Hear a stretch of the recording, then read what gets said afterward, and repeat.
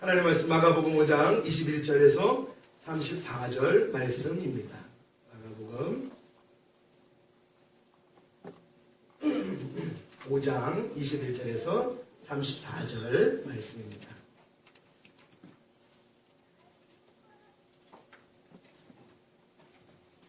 제가 받도록 봉독해 드리도록 하겠습니다. 예수께서 배를 타시고 다시 맞은편으로 건너가시니 큰 무리가 그에게로 모이거늘 이에 바닷가에 계시더니 대장장 중에 하나인 야이로라 하는 이가 와서 예수를 보고 발 아래에 엎드려 간곡히 부하여 이르되 내 어린 딸이 죽게 되었사오니 오셔서 그 위에 손을 얹으사 그로 구원을 받아 살게 하소서 하거늘 이에 그와 함께 가실새 큰 무리가 따라가며 애워싸 밀더라. 12해를 혈루증으로 알아온 한 여자가 있어 많은 의사에게 많은 괴로움을 받았고 가진 것도 다 허비하였을 때 아무 효험이 없고 도리어 더 중하여졌던 차에 예수의 소문을 듣고 무리 가운데 끼어 뒤로 와서 그의 옷에 손을 대니 이는 내가 그의 옷에만 손을 대어도 구원을 받으리라 생각하니라. 이에 그 혈루 근원이 곧 마름에 병이 나온 줄을 몸이 깨달으니라. 예수께서 그 능력이 자기에게서 나간 줄을 곧 스스로 아시고 무리 가운데서 돌이켜 말씀하시되 누가 내 옷에 손을 대었느냐 하시니 제자들이 여짜오되 무리가 에워싸 미는 것을 보며 누가 내게 손을 대었느냐 물으시나이까 하되 예수께서 이 일을 행한 여자를 보려고 둘러보시니 여자가 자기에게 이루어진 일을 알고 두려워하여 떨며 와서 그 앞에 엎드려 모든 사실을 여쭈니 예수께서 이르시되 딸아 내 믿음이 너를 구원하였으니 평안히 가라. 내 병에서 놓여 건강할지어다. 아멘. 예, 아멘. 네, 우리 옆에 분과 함께 이렇게 인사하겠습니다. 정말 잘 오셨습니다. 자, 인사 한번 하시겠습니다. 시작이요. 앞뒤로도 하시고요. 네, 잘 오셨습니다. 한 번 더 인사하시죠. 말씀에 꼭 은혜 받으시기 바랍니다. 네. 오늘 말씀의 제목은 예수님은 연약한 나에게도 라는 제목입니다. 예수님은 연약한 나에게도 라는 제목으로 함께 말씀을 증거하도록 하겠습니다. 오늘은 좀 이야기 드릴 말씀이 많습니다. 먼저 말씀을 드리기 전에 하나 생각을 해보죠. 우리가 하나님의 은혜로 구원을 받은 백성들입니다. 아멘이시죠? 예. 여기서는 절대 남들의 눈치를 보지 말고 아멘을 하셔야 합니다. 다시 한번요. 우리가 하나님의 은혜로 구원을 받고 이 땅을 살아나갑니다. 아멘이시죠? 예. 그러면 그리스도인으로서 하나님의 은혜로 구원받은 백성들은 그 마음속에 일단 어떤 마음이 없어야 하느냐? 부정적인 마음이 없어야 합니다. 맞죠? 절대 부정적인 마음이 없어야 합니다. 물론 자기를 성찰하는 마음은 있어야 하겠죠. 살면서 자기를 돌아보는 마음은 있어야 합니다. 그러나 여러분 말씀에도 디모데 후서 1장 7절에도 말씀하다시피 하나님이 하나님의 백성에게 주신 마음은 두려운 마음이 아니라고 얘기합니다. 여러분 두려움은 어디서부터 옵니까? 부정에서부터 옵니다. 하나님이 주신 것은 그런 두려움, 죽음, 걱정, 근심하는 마음이 아니라고 말씀하면서 우리에게 주신 마음은 오직 능력과 사랑과 요즘 성경은 절제하는 마음, 옛날 성경은 근신하는 마음이라고 말씀을 하고 있습니다. 하나님이 주시는 마음은 항상 긍정적인 마음입니다. 능력과 사랑과 절제하는 마음이라는 것이죠. 그것은 오늘날 하나님 있는 믿음의 백성들이 가지고 살아야 할 아주 중요한 덕목입니다. 도덕적인 말씀이 아니라 하나님의 백성에게 주시는 온전한 자격이라는 것이죠. 그러니까 구원을 받고 하나님의 백성으로 살아가는 사람들은 절대 그 마음속에 부정이라는 마음은 사라지도록 우리가 말씀을 붙들고 힘쓰고 애써야 합니다. 혹시 이런 생각 해보셨습니까? 자, 오늘 이제 본문 말씀을 이제 우리가 접근하기 위해서 이런 생각을 해봤습니다. 혹시 여러분들 신앙생활 하시면서 또 주위에 있는 많은 사람들 보면서 과연 저 사람이 구원을 받았을까? 라는 생각입니다. 자, 옆을 보십시오. 시작. 자, 구원 받게 생기셨. 예, 맞습니다. 구원 받게 다 생기셨어요. 다 예수님 차례시기 때문에 구원 받은 백성들입니다. 그런데 제가 말씀드린 것처럼 어떤 경우에는 우리가 부정적인 마음으로 바라볼 때에 저 사람이 과연 구원받은 백성인가? 라는 그러한 마음이 우리에게 들 때가 있습니다. 제가 왜 이 말씀을 드립니까? 남 판단하라고? 아니죠. 다시 말씀을 또 한 번 드리자면 바로 이거죠. 나는 과연 구원받은 백성인가를 물어보려고 하는 것입니다. 그렇죠. 남 얘기하기 전에 먼저 나 얘기하자는 거죠. 두 가지 다입니다. 돌아보면서 과연 저 사람이 구원받은 하나님의 백성일까? 저런 모습, 저런 행동, 저런 자격, 아무리 봐도 예수 믿는 것 같은 사람 아닌 것 같은, 그게 바로 또 누구에게? 나에게 보자. 여러분 살다 보면 나의 모습을 돌아보지요. 어떠셨습니까? 과연 내가 구원받은 하나님의 백성으로서, 또 이 교회에 속해 있는 하나님의 백성으로서, 하나님의 사역을 감당할 수 있는 자로서 부족함이 없는 그러한 믿음의 삶으로 서 있는 것을 거울을 보듯 보실 수 있겠습니까? 잘 생각해 보시기 바랍니다. 그러나 제가 먼저 답을 드리자면 정답은 맞다는 이야기입니다. 아멘이시죠? 저 혼자 아멘 하겠습니다. 아무튼 네, 아멘입니다. 아무리 부족하고 연약한 나일지라도 하나님께서 한번 나를 붙드시고, 그게 믿음입니다. 다른 게 믿음이 아니고, 하나님께서 오늘 내 인생 하루를 살아가면서 나로 하여금 큰 부자를 만들어주시는 것이 믿음이 아니라, 내가 어떠한 상황 속에서도 이 연약한 모습, 이 위치, 이 상황 속에서도 내가 하나님 앞에 구원받은 믿음의 백성으로 오늘 하루를 살아간다는 것, 그것이 여러분 믿음이라는 것. 이것이 부정적이지 말아야 된다는 것이죠. 그것을 제가 오늘 말씀을 드리려고 합니다. 오늘 본문 말씀도 우리가 보는 각도에 따라서 여러 부분을 나눌 수 있습니다. 그러나 제가 깊이 강의는 들어가지 않지만 전체적인 말씀의 룰을 보면서 하나님께서 어떤 사람들을, 어떤 백성들을, 어느 위치에 있는 열악한 환경 속에 있는 사람들을 당신의 백성으로 채우시는지를 우리가 말씀을 통해 확인해 볼 수 있습니다. 우리 계속 마가복음을 바라보고 있는데요. 어떠한 예수님을 바라봅니까? 잘 먹고 잘 살고 아주 높은 위치에 있는 자들을 향해서 달려가시는 그 예수님을 우리가 바라봅니까? 아니지요. 나약하고 연약하고 하여튼 그냥 사람들이 보았을 때는 참 구석구석팅에 있어야 될 그런 사람들에게 다가가셔서 예수님은 33년의 인생, 또 더불어서 중심이 되는 3년 동안의 인생을 그들을 향해서 달려가는 그런 발걸음을 우리가 확인해 볼 수 있지. 야, 네가 나 잘해주니까, 네가 나한테 이런 큰 보답을 나한테 해주니까 내가 너한테 가서 축복을 해주겠다, 너를 위해서 내가 복음을 전파하겠다 라고 하신 주님은 성경에 안 계시다는 거예요. 그러면 그렇게 주님이 그러한 자들만 찾았다면 우리는 자격이 있을까요? 없을까요? 맞아요. 말 그대로 우리는 부정에 부정을 할 수밖에 없겠죠. 아니지, 부정의 부정은 긍정이니까 부정의 부정을 할 수밖에 없을 것입니다. 그런데 예수님께서 만나주시는 모든 사람들을 바라보면 마치 누구와 같느냐? 바로 나와 같다는 이야기. 성경에 나오니까 병든 사람, 귀신 들린 사람, 이상한 사람, 나하고는 전혀 상관없는 사람이겠지 하겠지만, 여러분 기억하실 것은 하나님의 말씀 성경 66권이라는 이 짧은 말씀 속에 내뱉어 주신 이런 모든 말씀은 다 누구를 향한 말씀입니까? 저와 여러분들을 향한 말씀이에요. 영적인 메시지란 말이에요. 누구 만나주시고, 가난한 사람 만나주시니까 그 사람뿐이지. 그게 바로 사람들이 잘못 해석하고 있어요. 성경을 역사적으로만 바라보고 있단 말이에요. 영적으로 바라보지 않는 거예요. 그거 어두워서 이거 못 보는 거예요. 그런데 그 마음이 열리고 하나님이 나에게 주신 말씀이라고 바라보면 그 모든 상황들이 다 영적으로 나에게 비춰지는 모습. 하나님 나에게 말씀해 주시는 거예요. 라는 것을 여러분이 깨달을 수 있다는 거예요. 근데 말씀을 보니까 그래요. 그래, 말씀에 들어가기 전에 그렇다. 사람들이 바라봤을 때, 저 사람은 전혀 아닐 것 같다, 저 사람은 구원받지 않을 것 같다라고 하는 사람도 여러분 어떻게 합니까? 하나님의 복음이 들어가고 그 사람이 변화되고 바뀌어지고 역사가 일어나면 어떻게 됩니까? 오히려 그 열악한 사람을 통해서 놀라운 역사, 생명을 살리는 역사, 복음이 증거되는 역사가 나타난다는 사실.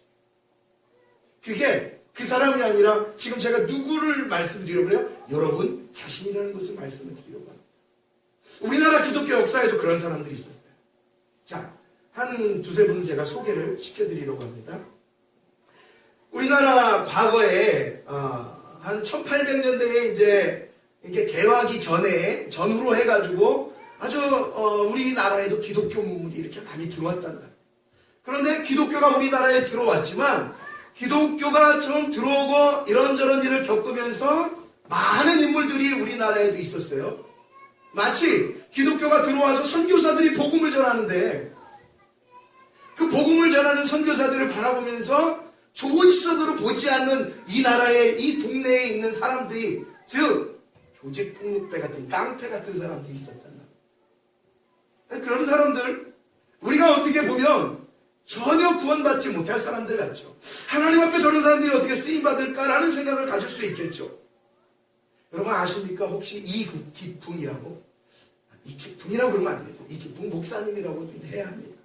당시에는 1865년 정도에 태어나서 그의 청년기 시절을 가면서 아주 주변에 있는 모든 그 동네 사람들이 다 인정할 정도로 무서운 깡패였단 말이에요. 그 사람만 나타나면 다 숨고 그 사람만 나타나면 다 도망갔던 사람. 여러분 잘 아시는 마페시라는 목사님이 선교를 할 때에 아주 유명한 일화예요. 그분이 선교를 할 때에, 전도를 할 때에 이따만한 짱돌을 가가지고 그 목사님을 향하여서 힘껏 내려줘서 엄청나게 크게 이 마페 목사님이 구멍이 나셨죠. 그러한 고통을 주고 예수 믿는 사람들을 박해하고요, 핍박하고요, 노방전도 하는 목사님들, 이 선교사들은 이런 사람들을 다 괴롭히는 아주 유명한 깡패였단 말입니다.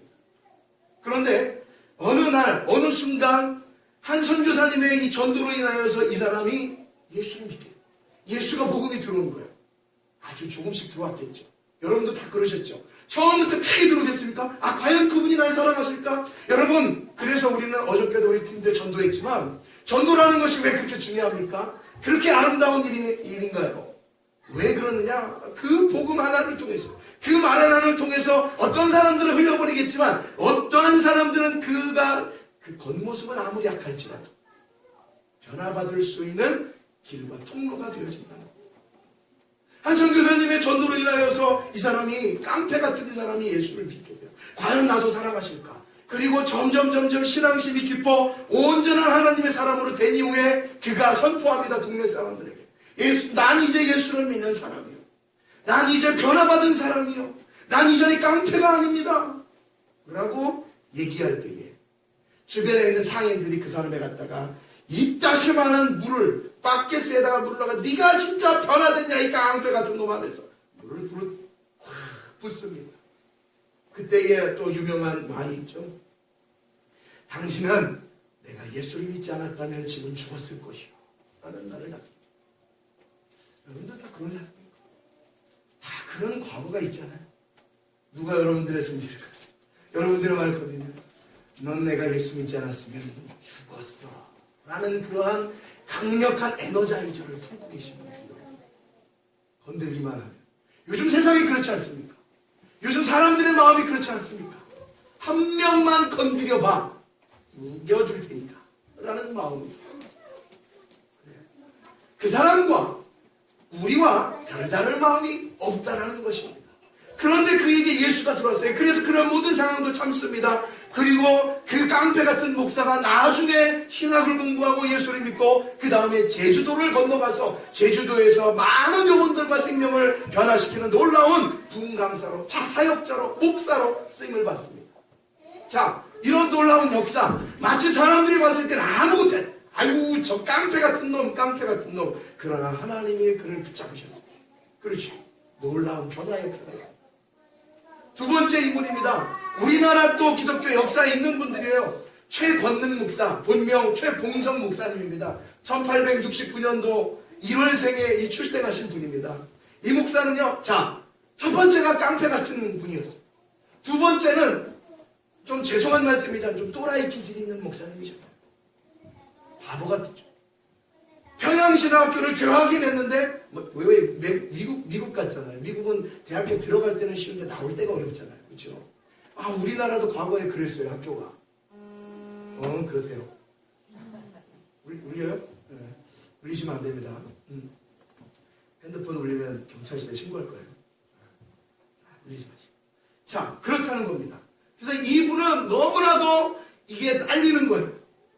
그런데 저는 이 말씀을 드리기 전에, 과연 그렇구나. 사람이 지식은 그렇게 풍부하게 쌓을 수는 없을 것 같아. 왜? 그만큼의 분량이 있으니까. 그렇죠? 다 담을 수는 없어요. 그래, 지식은 없다. 지식은 다 차이가 난다. 배운 만큼의 차이도 다 난다. 그런데 하나님을 믿는 사람들은 지식은 많이 없을지라도 뭐는 있어야겠다? 지혜는 있어야 되겠다는 생각을 해요. 지혜는 있어야겠다.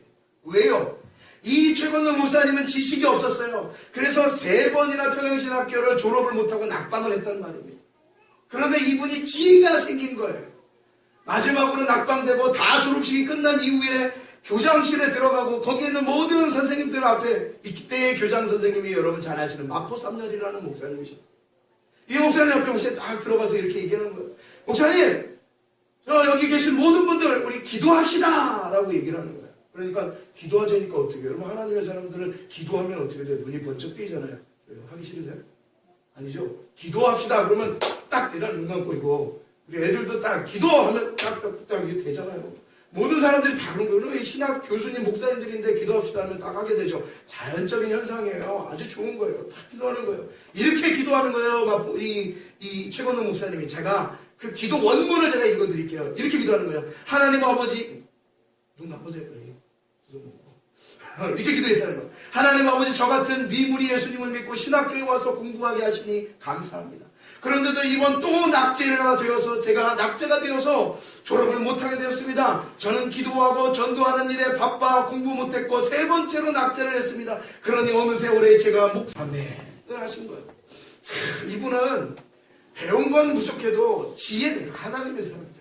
그러니까 지혜가 있어야 여러분들 이 땅에서 못 배운 사람도 예수 믿는 사람도 지혜가 있으면 충분히 이 땅을요 잘 살아갈 수 있다니까요. 맞아요. 배운 사람만 천국 가고 배운 사람만 잘난 사람만 간다는 건 전혀 없죠. 성경. 그런데 지혜는요 못 배운 사람도 가질 수 있다. 아멘 하니까 자 그러면 저는 이제 졸업을 한 겁니다 목사님들. 그러니까 마포 3년 목사님 그러시는 거예요. 그게 무슨 말입니까? 있을 수 없는 이야기. 무슨 졸업을 합니까? 아니 방금 기도했잖아요. 저 졸업해달라고 아멘 하셨잖아요.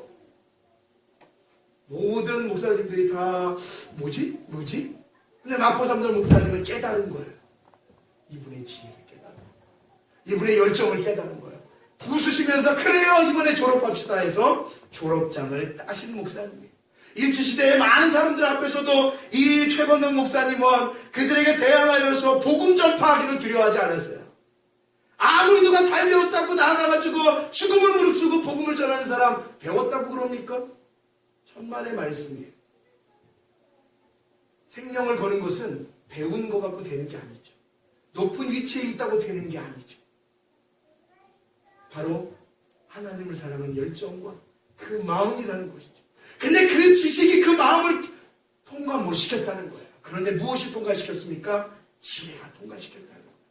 그 열정이 주님을 사랑하는 마음이 그분을 목사님을 만드시고 그분이 일제의 신사참배 숭배 반대까지 가면서 끝까지 옥고를 치르시다가 순교하는 분으로 남게 됩니다. 여러분 우리 믿음의 신앙의 선배들은요 뭐 성경 속에 나오는 분도 이따가 바울을 잠깐 말씀드리겠지만 그런 사람도 있고 세계에 많은 믿음의 선배들이 있지만 우리나라에도 그렇게 중요한 많은 선배들이 계시다는 사실이에요. 잘 배웠건 못 배웠건 깡패건 뭐건 그들이 주님의 손을 붙잡힐 바 되었을 때 우리가 나가서 전하고 또 나도 마찬가지고 그 어느 누구든지 그 믿음과 확신은 버리지 말아야 돼요. 내가 어떤 사람들은 보면서 말씀을 보면서 자꾸 비판적이고 마이너스 같은 그런 상황으로 글씨를 봐요. 말씀을 봐요. 그래서 난 과연 그럴 수 있을까? 나는 그렇게 될까? 제가 지금 저 모습이 어떤데? 아니라니까. 이것은 세상에서 말하는 어떤 정신적인 어떤 그런 샤머짐도 아니에요. 뭘 찾고 된다. 그렇게 해서 되는 게 아니에요. 왜? 우리는 하나님이 계시죠. 하나님이 저를 붙드시니 하나님이 저와 함께 하시니 저에게 놀라운 역사와 기적이 일어난다. 여러분 지금 깡패도 맞고 우리가 또라이가 끼질이 있는 목사님도 봤고 이제 또 한 명이 있죠. 지식층에 있는 사람도 하나님이 변화시키시는 거예요. 명성황후 시해가 있는 전후로 해가지고 이목군란이 일어나죠. 그때 이 명성황후를 잘 어떤 동네로 지방으로 피신시켰던 인물 중에 아주 고위층에 있는 인물이 여러분 아실려나 모르겠어요. 이수정이라는 인물이 있어요. 아주 많이 배운 사람입니다. 똑똑한 사람이에요. 막 나중에는요 성경 번역을 하고요 이러했던 사람입니다. 이 사람이 1882년에 고종의 허락을 받고 일본으로 건너가요. 일본으로 건너가서 치다센이라는 이제 개신교의 리더를 만나게 됩니다. 그리고 예수를 영접하게 돼요. 지식이 있지만 자기가 가지고 있는 이 조선에 그러한 어떠한 그 학식이 있지만 그것을 버리고 이 치다센이 증거하는 이 전달하는 이 복음의 메시지를 받아들이고 그리고 말씀을 본 거예요. 확인하는 거예요. 맞다, 이분이 복음이다, 이것이 성경이다, 하나님의 말씀이다 를 깨달은 거예요. 이 지식 높고 학식 높은 사람, 고위층에 있는 사람. 여러분, 이 사람이 그래서 무슨 일을 한지 아십니까? 우리나라는요 초기에 복음을 받아들일 때에 다른 나라하고 조금 틀리게 복음을 받아들였어요. 그러니까 다른 나라는 여러분들 이제 우리 선교팀도 오셨고 우리 선교라는 것을 하면서 사실 선교의 개념이 그거잖아요. 다른 오지 같은 나라, 예수를 믿지 않는 나라, 비기독교인 나라 속에 내가 들어가서 거기서 복음을 전하는 것이 선교라는 말이죠. 또 전도인은 말이에요. 그런데 우리나라는 조금 복음을 받아들이는 루트가 틀립니다. 이 이수정이라는 사람이 일본을 가서 그리스도를 만나고 예수를 만나서 성경 번역을 하기 시작합니다. 신약전서 마가복음 언해라는 성경을 계속 펴내기 시작해요. 그런데 갑자기 이 마음속에 감동인 거예요. 우리나라에는 왜 선교사가 오지 않는가? 높은 사람 위치에서 사역을 한다. 왜 우리나라 조선에는 이 복음이 들어오지 않는가? 그래서 미국에 있는 그 팀들에게 이제 기독교의 이제 단체에게 전문을 보냅니다. 우리나라에도 복음을 전할 수 있는 그러한 영향력 있는 선교사들을 보내주십시오. 여러분, 어디 그게 선교입니까? 그렇게 해서 선교된 나라가 있나요? 이 나라밖에 없어요. 다 오지에 들고 가야지, 버스를 타고 차를 타고 가야지라는 개념이 먼저지, 먼저 이 나라에서 헬프미 해준 나라는 우리나라밖에 없다는 말이에요. 근데 그 인물이 이수정이라는 아주 고위층에 있던 사람이에요. 전문을 합니다. 그래서 이 전문을 받고 저 장로교, 감리교에서 이 전문을 받고 여차저차해서 사람을 보내기로 합니다. 그래서 온 사람이 여러분이 잘 아시는 언더우드와 아펜셀러라는 사람. 인천에 있는 분을 통해서 이 나라의 복음을 들고 들어온 거.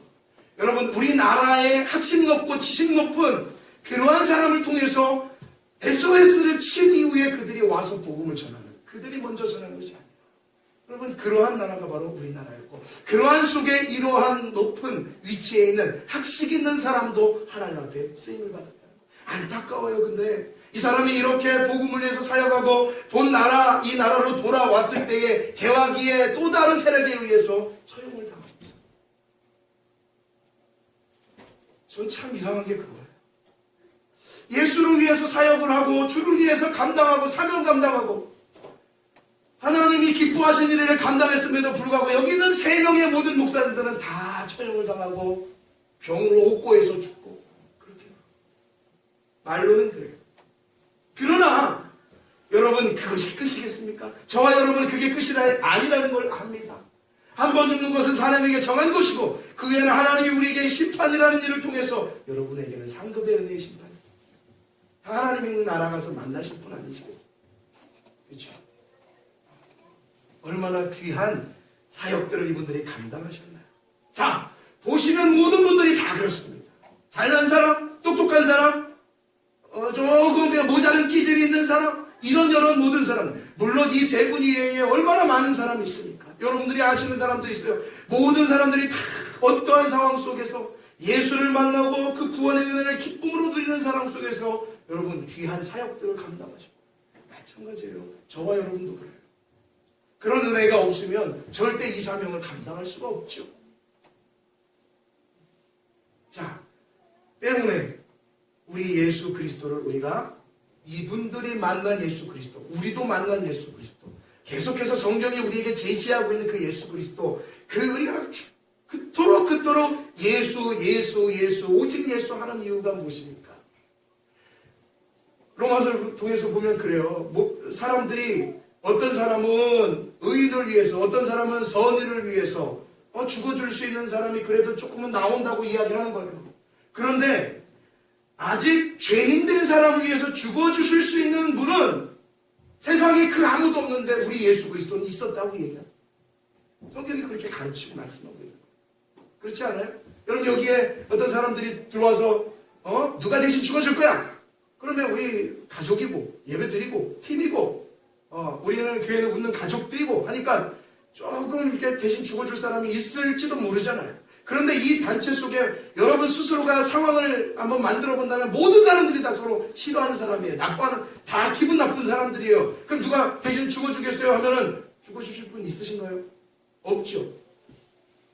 내 자산을 위해서는 죽어줄 수 있잖아. 내가 피해를 볼 수 있잖아.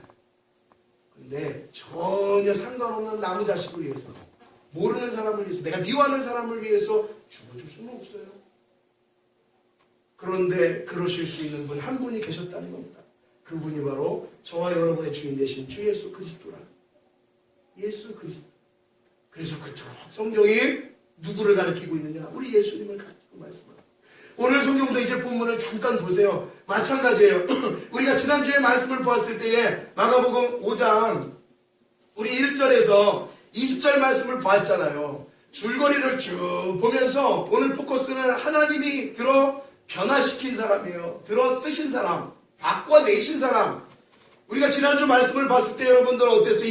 5장 1절부터 20절까지 말씀을 통틀어 보면 귀신 들린 사람이었단 말이에요. 사람들이 다 내놓은 사람이었어요. 이제 귀신이 마지막으로 무덤에서 이제 지옥으로 끌고 가면 끝날 것 같은 사람이었단 말이에요. 밤새 소리 지르고 아무것도 사람과 연락이 안 되고 그냥 혼자 살면서 마귀의 이 귀신에게 붙잡힌 바 되어서 있던 사람이란 말이에요. 이에게 누가 다가가셨어요? 예수님이 다가가셨어요. 그리고 그 속에서 나오라고 명령하셨단 말이에요. 그런데 예수님의 말을 듣고 나와서 돼지떼개로 들어가 죽어버렸단 말이에요. 그 사람은 원래 깨끗한 옷을 다시 차려입고 자기가 있는 본래의 곳으로 돌아갔단 말이죠. 누굴 만났기 때문에? 예수를 만났기 때문에. 주님을 만났기 때문에. 여러분 이거는요 어떤 세상의 도덕적인 그림을 그려서 이렇게 됩니다. 그런 소리가 아닙니다. 예수를 만나는 영적인 회복되는 구원의 과정을 거치는 놀라운 사실을 이 그림으로 만들어요. 귀신, 죽음의 문턱까지 간 사람도 주님은 주님의 백성들을 어떻게 하신다? 찾아내신다. 그런데 오늘 본문 말씀을 보시면 마치 그것과 같아요. 21절에 보니까는 여러분들 잘 아시는 야이로라는 말이 나와요. 야이로. 그리고 그의 딸이 나와요. 이 야이로가 그렇게 얘기하는 거예요. 이 회당장 야이로라는 사람이 제 딸이 죽게 되었습니다. 여러분 야이로라는 사람은 회당장이에요. 회당장은요 엄청난 권한이 있는 사람이에요. 이번에는 누가 말씀을 율법을 당론하겠습니다라고 정할 수 있는 능력이 있는 사람이고요. 권리와 권한이 아주 대단한 사람이었단 말이에요. 그런데 이 높은 위치에 있는 이 딸이요 죽게 된 거예요. 어려움을 당하게 된 거예요. 그런데 이마저도 어떻게 해요? 오신 예수님, 오늘도 이 배를 타고 오신 예수님께 가서 딸이 죽게 되었으니 참 재밌는 말을 해요. 23절 말씀 보시면 좀 살려주십시오, 고쳐주십시오 가 아니고 이렇게 얘기해요. 간곡히 구하여 이르되 내 어린 딸이 죽게 되었사오니 오셔서 그 위에 손을 얹으사 그로 구원을 받아 살게 하소서라고 말해요. 주님은 그러한 회당장의 딸도 바라보셨죠. 그렇죠? 그리고 35절 이후에 가시면 예수님이 그 회장당의 딸이 그 집에 가서 어떻게 해요? 그 딸을 고쳐주십니다. 왜요? 아니 어떤 상황이에요? 이미 죽은 상황. 다 내용 아시죠? 이미 죽은 상황. 가서 고쳐주세요. 여러분 회당장은 아주 높은 사람이고 사실 그리스도인들과는 상반되는 사람이에요. 그리고 기독교인들을 미워하는 율법에 속해 있는 사람들이기 때문에 이게 같이 붙을 수 없는 사람이에요. 학식이 높은 사람이에요. 마치 우리나라 조선 아까 말씀드린 이순정과 같은 사람이에요. 지식과 학식이 높고 많은 사람들의 선망을 받는 사람이 있단 말이에요. 그런데 이와 예수님이 조인했을 때에 죽었던 딸이 생명을 얻는다. 죽었던 영혼이 생명을 얻는다. 1절에서 20절에 나오는 귀신도 죽었던 영혼이 생명을 찾는다. 그리고 자기의 자리를 돌아가는 거예요. 그 자리가 어떤 자리예요? 가서 복음을 전하는 자리. 내가 있는 곳에서 예수 그리스도를 자랑하는 자리. 글로 가는 거예요. 그런데 중간에 여러분 알다시피 25절에서 34절 말씀에 혈루병을 앓는 한 여인이 나와요. 아, 우리 주님 정말 얼마나 사랑이 많으신 주님. 이 주님은 이 혈루병이 있는 사람을, 이 여인이 그 주님을 다가오고 또 만날 거, 그리고 이 옷깃을 잡고 병을 고칠 것을 다 알고 계셨죠. 이 중간 그림이 야이로의 집을 가는 중에 여인이 이 옷깃을 만진 거예요. 예수님의 옷깃을 만진 거예요. 그럼 예수님께서 말씀하는 거예요. 누가 내 옷을 만져가지고 내 능력이 나갔는데 병 고친 여인이 하나 있다. 누구냐? 보니까 혈루증이에요. 여러분 레위기 15장 19절 말씀 보시면 잘 아시다시피 혈루증, 어떤 여인이 유출을 하되 그의 몸에 그의 유출이 피면 이래 동안에 불결하니 그를 만지는 자마다 저녁까지 부정할 것이요. 그 다음 만일 여인이 피의 유출이 그의 불결기가 아닌데도 여러 날이 간다든지, 요 내용은 무슨 내용이냐면 여러분 그 여인의 월경 기간이 있잖아요. 그런데 그 정상적인 기간이 아님에도 불구하고 계속해서 하혈을 하고 유출을 하면 그건 부정한 여인이다. 그러니까 여기서 나오는 이 여인도 12회를 계속해서 혈루증을 앓는다는 얘기는 너무나도 부정한 여인이에요. 율법이 부정하다고 얘기하고 사람들이 부정하다고 얘기한 거예요. 아주 낮고 낮은 사람. 첫 번째 귀신 들린 사람, 그리고 우리 그리스도인들과는 상반되는 회당의 이 딸, 야이로의 딸, 그리고 12회를 혈루증하는 부정하다고 하는 사람, 모든 사람을 주님이 만나주신 거예요. 변화받았어요. 고침받았어요. 주님은 이 동네에 와서 그 일을 행하실 것을 이미 알고 계셨어요. 알고 계신 주님이 왜 가셨습니까? 그들에게 찾아와 그들을 변화시키고 만나주시고 고쳐주시고 구원하실 것을 말씀하고 있는 거예요. 여러분 우리의 사실의 원래 인생은 다 그런 인생이에요. 귀신이 들린 인생이었고 본래 우리는 하나님께로 나왔지만 아담과 이후에 범죄한 우리는 누구의 자식이었어요? 마귀의 자식이었다. 너희가 전에는 어둠이더니 이제는 주 안에서 빛이라라고 말씀. 어둠인 우리들은 마치 귀신 들린 자와 같고 마치 내 지식을 자랑하고 내 인생의 목적대로 사는 야이로와 권위를 두고 사는 사람 같았고 온갖 질병, 영적인 더러운 질병은 다 들려 말씀으로 부정하다고 생각하는 혈루증을 앓는 사람과 같단 말이에요. 누가 나를 들어서 누가 나를 보면서 나는 깨끗해, 잘해, 경건해, 나는 티 하나도 없어라고 얘기할 사람은 누가 있겠어? 그런 사람은 성경이 뭐라고 얘기하죠? 하나님을 부정하는 행위라고 말합니다.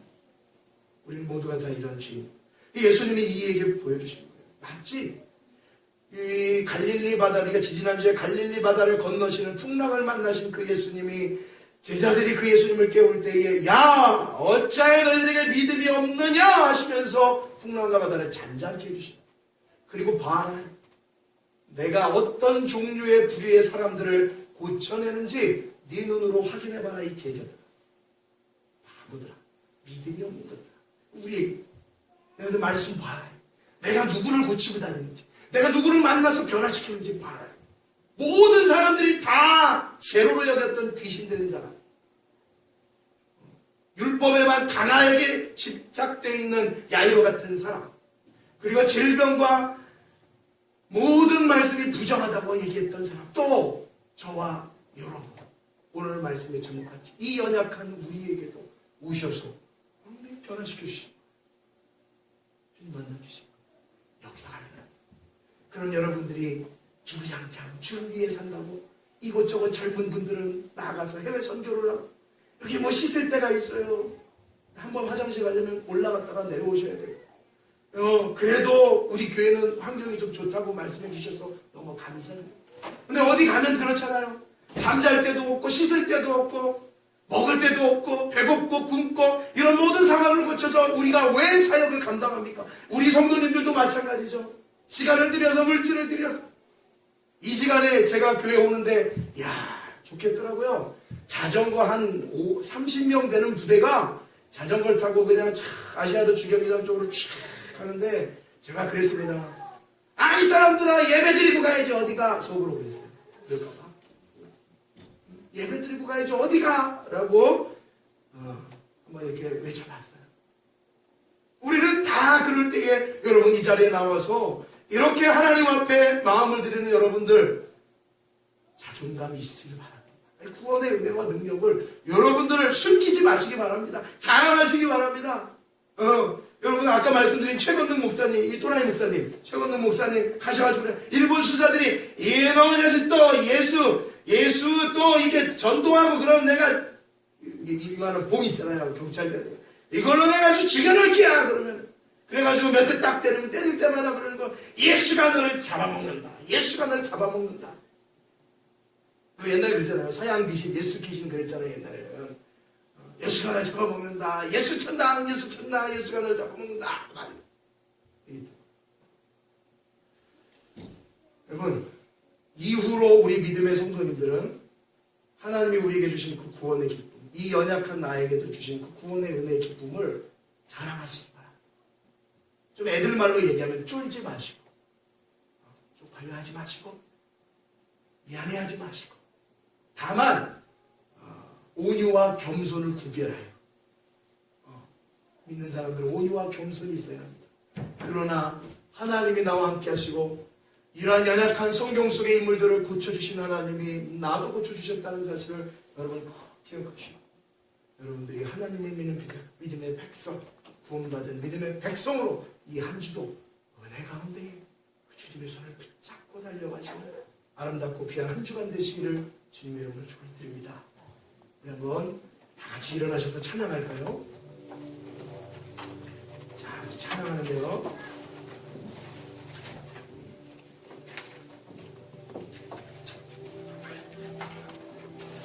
이 가사가 너무 귀합니다. 아름다워요. 자, 주보혈 날 정결케 하고 주보혈 날 자유케 하니 주 앞에 나 예배하는 이 시간 내 모든 것을 주께 드립니다. 내가 주의 손을 포개고 주 발에 나의 발을 포개 나 주와 함께 죽고 주와 함께 살며 영원토록 주님과 함께 하기를 원합니다. 여러분들 이 귀한 고백을 우리가 드리면서 주님 앞에 잠시 후에 기도하는 시간을 가질게요. 우리 한번 찬양합시다.